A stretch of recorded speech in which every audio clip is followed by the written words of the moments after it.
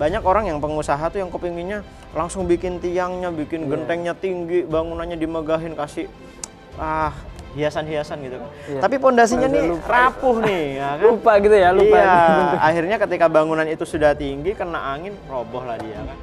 Dan usaha itu bisa berjalan dengan autopilot kalau kita tahu ilmunya. Jadi kita di MMC itu diajarin untuk mensinergikan, mengharmonisasikan tiga nih.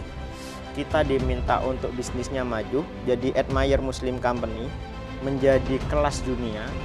Kita diajak untuk berdakwah dan kita diajarkan untuk bagaimana memposisikan keluarga.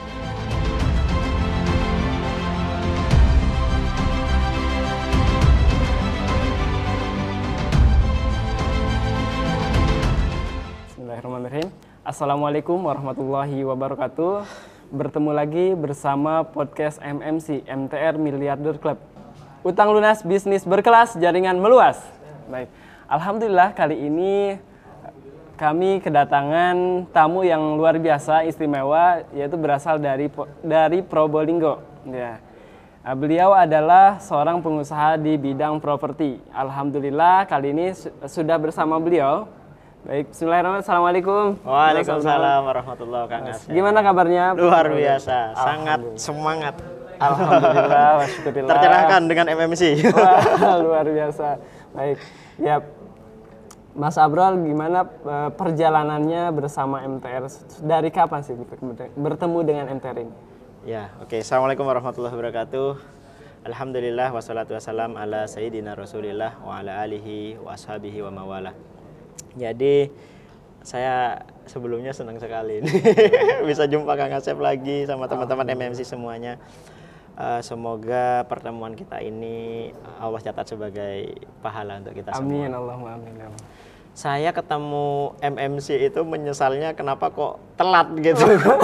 Kenapa nggak dari dulu? Iya, ya? jadi kalau dari awal-awal usaha itu kan nggak harus kita ngerasain apa ya, dosa riba, ketabrak masalah gitu kan, terus ya kerumitan-kerumitan bisnis yang gara-gara ketidaktahuan kita gitu.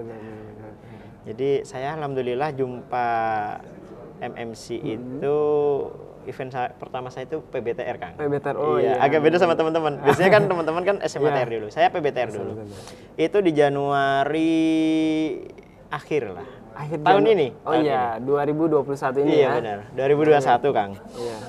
Itu saya kan langsung ngebahas tentang percepatannya ya kan. Iya.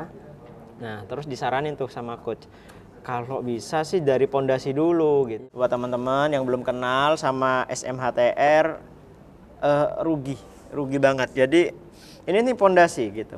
Banyak orang yang pengusaha tuh yang kepinginnya langsung bikin tiangnya, bikin gentengnya tinggi, bangunannya dimegahin, kasih hiasan-hiasan gitu kan. Tapi pondasinya nih rapuh nih, ya kan? Lupa gitu ya, lupa. Iya, akhirnya ketika bangunan itu sudah tinggi, kena angin, roboh lah dia kan. Saya ibaratkan seperti itu. Biasa kan kalau pengusaha properti nggak jauh-jauh dari bangunan. Iya, jadi akhirnya saya lengkap tuh. Iya. Ketika sudah ikut PBTR, kita hafal masalah teknis-teknis, muncul apa ya? Kayak masalah kita itu masih ada masalahnya, cuman punya power yang gitu, kuat gitu untuk nyelesain. Dan ketika kita bener-bener menerapkan itu, permasalahan tuh Masya Allah, terasanya tuh mudah gitu. Dan optimisme dia, sangat optimis. Betul, enjoy gitu, ngejalaninnya tuh jadi apa ya, jadi lebih kita yang kepingin cepat ngeberesin kan biasanya kan kita sembunyi dari masalah ketika kita nggak tahu harus ngapain gitu. Tapi ketika kita benar-benar tercerahkan, kita punya energi yang banyak untuk menyelesaikan masalah itu. Jadi kayak kita, ini apalagi gitu. Selalu penasaran juga gitu ya. Iya, jadi semangat untuk ngeberesin masalah yang kita udah kelamaan sembunyi itu. Gitu. Jadi kita kebuka. Kalau boleh saya tahu nih Pak Bro gitu ya. Selama awal kali bertemu bersama MTR, kalau boleh saya tahu, berapa sih beban utang yang dirasakan saat itu? Aduh, agak gede juga. Sebesar apa? Maksudnya gede gini, memang kan di luar sana kan teman-teman banyak yang utangnya itu jauh lah di atas saya gitu Iya. kan. Cuman kan umur beliau-beliau kan udah agak senior. Wah. Mau bilang tua takut. Takut banyak. Jadi agak senior gitu kan. Iya. Kalau saya kan 29 tahun. Masya Allah. Tapi Ya. hutang itu udah mendekati 7M gitu. Mendekati 7M. Iya, itu kan buat saya kan, aduh ya Allah, ini saya umur segini udah salah milih jalan, harusnya saya mendingan tuh jadi pegawai aja lebih selamat gitu kan. Aduh, cuman ini udah terlanjur, ini gimana penyelesaiannya. Jadi begitu saya ngelihat YouTube, kok ada ini masyarakat tanpa riba gitu Iya. kan. Terus saya ngelihat, nggak langsung mau ikut tuh. Oh, Lihat komen. Lihat komen dulu gitu Iya, ya. saya lihat komen, lihat kesan-kesan orang-orang. Ih, ini kok seragam gitu kan? Iya. Ini nggak mungkin disetting gitu. Ini Iya, kok bener. seragam, pesannya orang positif. Ih, ternyata ketika saya ikutin bener kan. Gitu kan. Mungkin awalnya menerka-nerka benar atau enggak sih gitu ya. Iya, ya karena Sempet kan nggak gitu? karena kan kita udah apa ya, di otak dan di itu udah beban tuh kan terlalu menekan gitu, Kang. Jadi kayak kalau MTR itu bisa nyelesain utang seperti yang orang-orang itu ada yang 6 bulan, Iya. 7 tahun. Itu apa ya? Awalnya itu kayak too good to be true gitu. Oh. Terlalu baik untuk jadi kenyataan menurut saya gitu. Masa iya sih 6 bulan utang sekian M gitu kan. Iya. Berarti kalau saya cuma 7M bisa selesai 3 bulan dong. Atau gimana sih ini? Dibayarin atau gimana?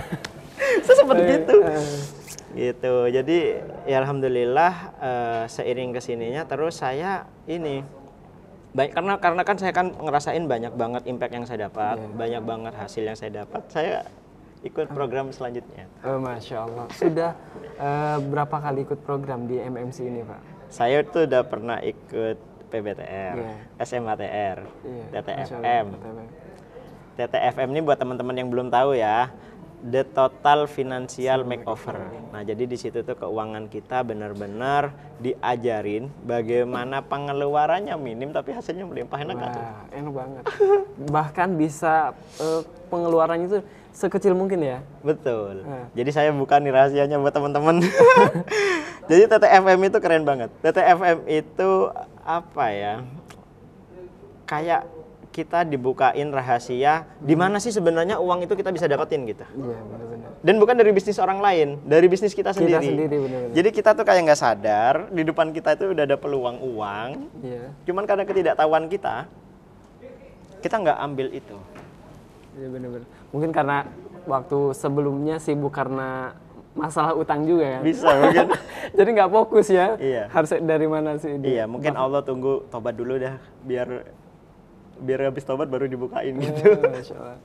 Tapi gimana TTFM. setelah perjalanan ikut program MMC dan ya dari TBE, PBTR, TTFM dan lain-lain. Nah, abis TTFM ini ada lagi, Kang. Abis TTFM itu saya ikut yang namanya MBUBB. MBUBB. MBUBB itu kita ketemu jati dirinya. Wah. Saya sampai malu itu, saya teriak-teriak di acara itu.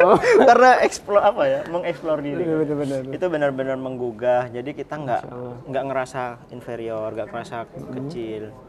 Terus ngerasa apa ya? Tahu tujuan hidup tuh. Benar-benar. Jadi waktu yang Allah titipin ke kita hanya sebentar, kita tuh bener-bener ngerti itu harus dibuat apa. Dan kita pun tahu tujuan hidup kita, tujuan bisnis kita itu betul. bakal dibawa kemana sih gitu ya? Jati diri kita ketemu, jati diri keluarga juga ketemu, tim di perusahaan ketemu. Masya Allah. Karena kan ini kan penting banget jati diri kan. Benar banget. Kalau tanpa itu kita kayak orang yang labil, Iya. ada tren ini ikut, ada ini ikut, kena masalah goyah, kan? Gimana mau sukses kayak gitu? Iya, jadi terombang ambing ya gitu. Iya, benar. Itu MBUBB. Iya. Habis itu ada lagi yang nggak kalah keren tuh execution strategi. Wah. IS. Gimana coba setelah itu? IS tuh gini, memberikan langkah konkret, harus ngapain supaya mimpi kita tuh cepat jadi kenyataan. Banyak orang itu yang frustasi mimpinya nggak terwujud, ganti lagi mimpinya. Habis itu ini udah hampir jadi, ganti lagi. Karena dia nggak ngerti kapan sih mimpi itu bisa teraih dan gimana nih caranya nih. Caranya Cara pastinya gimana gitu. bener-bener. Saya nggak ini ya, cuman di seminar lain itu semangat gitu. Tapi pas keluar gitu. Lah terus gimana? Ini caranya mau ngapain nih kan gitu. Langkah konkret nggak didapatin gitu. Jadi MTR ini lengkap. Banyak juga ustadz-ustadz yang ya alhamdulillah masya Allah menjelaskan hukum haram, riba begini, hutang nggak boleh ini. Cuman solusi lengkapnya gimana? Ya nggak salah sih seperti itu kan, menyampaikan hukum Allah baik. Cuman apa ya? Kurang lengkap rasanya kalau orang kan nggak diberi solusi, Kang. Benar. Dilarang tapi nggak diberi solusi. Jadi IS itu juga penting gitu. Sangat penting ya. Sangat penting. Habis itu lengkap lagi sama acara BIMIMS. BIMIMS. Lah pengusaha nggak bisa jualan gimana? Nah itu, soalnya dalam setiap perusahaan pasti ada yang namanya harus ada yang namanya marketing, penjualan gitu ya. Betul. Karena itu yang berpengaruh kepada ini keberlangsungan usaha gitu ya. Iya, Kang Asep setuju. Benar. Gimana setelah ikut BIMIMS? Jadi BIMIMS ini apa ya? Cara jualan kita tuh salah gitu selama ini gitu. Makanya kan akhirnya ketika ada calon pembeli itu banyakan nggak belinya gitu. Yang nyangkut sedikit. Nah, setelah ketemu BIMIMS ini gimana caranya seluruh segmen itu mendukung bisnis kita gitu. Mulai dari tim, mulai dari kita sendiri dan customer. Jadi customer itu kalau ikut BIMIMS cinta sama produk kita, cinta sama kita dan cinta sama tim kita sehingga bisnis kita tuh viral secara sendiri gitu. Karena mereka itu apa ya? Kita menjadi pribadi yang likable itu. Bener. Bisnis kita juga disukai. Jadi mereka tuh, nah itu caranya tuh di BIMIMS. Seberapa optimis terhadap kesuksesan bisnisnya Mas Abror setelah ikut BIMIMS dan ikut program yang lain? Insya Allah powerful, Kang. Maksimal ya. Semangat kalau ada di atas 100% insya Allah itu. Bisa lebih. Iya benar, bisa lebih. Jadi memang yang diperlukan sama pengusaha itu kan inspirasi, belajar, diarahkan gitu kan ya. Tanpa pengarahan ya akan mencoba hal-hal yang sebenarnya tidak perlu gitu. Tidak perlu. Jadi dengan kita belajar ini lebih efektif, efisien. Gitu Kang Asep. Insya Allah jadi sangat optimis juga untuk penyelesaian persoalan utangnya juga gitu ya. Sangat yakin gitu ya. Semua memang dari Allah. Iya benar. Ya kan? Yang melunasi hutang juga Allah. Cuman kan kita memantaskan diri. Kita juga diminta ikhtiar kan. Benar. Tentu itu semua juga kan atas ikhtiar kita juga. Iya. Ketika kita mau berikhtiar, sebaik mungkin ikhtiar, insya Allah akan mempermudah. Dan ikhtiar bukan hanya bekerja, belajar juga ikhtiar yang terbaik. Karena kan suatu kewajiban juga. Ya. Ketika kita masih hidup di dunia untuk belajar. Betul. Jadi kan kalau dalam agama kita itu Kang Ngasep, ibadah yang paling utama salah satunya kan jihad fisabilillah, jihad fisik. Tapi karena jihad ini nggak ada, yang menyamai ini tolabul ilmi. Gitu. Nah kita buat apa sih kita belajar seminar di luar sana yang jatuhnya belajar ke orang non muslim, padahal kita ini Islam, yang seringkali ajaran mereka itu menyalahi agama kita gitu. Nah MTR, MMC, Syariah itu memberikan kita menjadi orang yang sukses tapi dengan taat kepada Allah. Itu yang jarang ditemuin di tempat lain. Jadi lengkap. Jadi buat sahabat semuanya wajib ikut gitu, buktikan sendiri gitu. Insya Allah baik-baik, luar biasa. Nah gimana nih saran-sarannya gitu ya, atau inilah buat teman-temannya gitu ya, yang di luar sana mungkin masih punya persoalan yang sama sebelumnya seperti Mas Abror gitu ya. Apa sih tipsnya dari Mas Abror untuk saudara-saudaranya? Tipsnya yang pertama adalah mendekat kepada Allah, karena Allah adalah Zat yang maha kuat, yang maha mampu segalanya. Masalah yang menurut kita berat, ketika itu kita sandarkan kepada Allah, maka buat Allah semuanya ringan, tidak ada apa-apanya bagi Allah. Itu yang pertama. Namun Allah tuntut ikhtiar. Nah ikhtiar ini kita perlu belajar supaya kita semangat bekerja tapi kerja kita malah melanggar hukum Allah, kan nggak nyambung gitu. Kita minta satu sisi kita meminta pertolongan sama Allah, tapi di satu sisi kita berusaha dengan mengkhianati hukum Allah.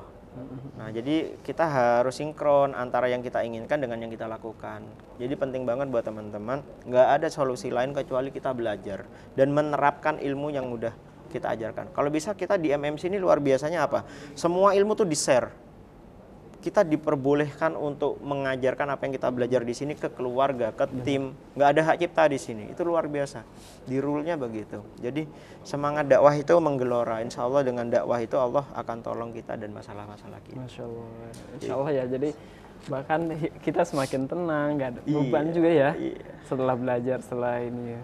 Asik lah pokoknya. Terus teman-teman di sini juga sangat support, bikin networking di mana-mana seluruh Indonesia gitu. Insya Ketemu orang-orang yang pengusaha yang jauh lebih sukses di atas kita. Benar. Dan Soleh. semakin banyak saudara juga ya tentunya. Makin banyak saudara. Dari seluruh Indonesia. Kan saya kan relatif muda, Iya. jadi saya belajar yang senior-senior yang pengalamannya. Boleh jadi paling muda juga. Boleh jadi. Boleh jadi. Enggak sih? Masya Allah. Lebih muda Hasbi. Oh. Ada kelas saya di Gontor.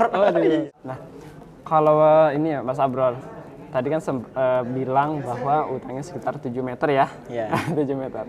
Nah, saat ini setelah belajar bersama MTR gitu ya, ikut bersama MMC, MTR Miliarder Club gitu ya.